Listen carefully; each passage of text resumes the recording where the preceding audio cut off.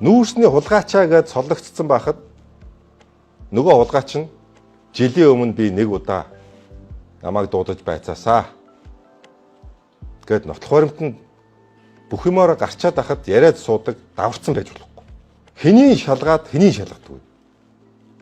Хэний хориод хэний хордоггүй гэдэг ард түмний нэхэл зөв. Буруу биш. Хэний торгоод хэний нь болохоор шоронд ийм өндөр ялтай яваад.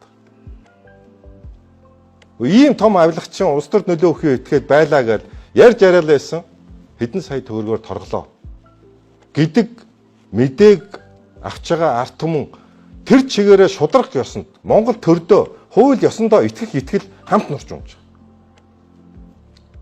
Тийм ч учраас шүүх, мөрдөх албад, прокурорын байгуул, хууль тогтоох, гүйцэтгэх, эрх мэдэл засгийн газар бид бие даасаа, бид тус тусдаа гэд энэ дээр бие биен рүүгээ чихээ займжуулаад байх ийм цаг хугацаа байхгүй.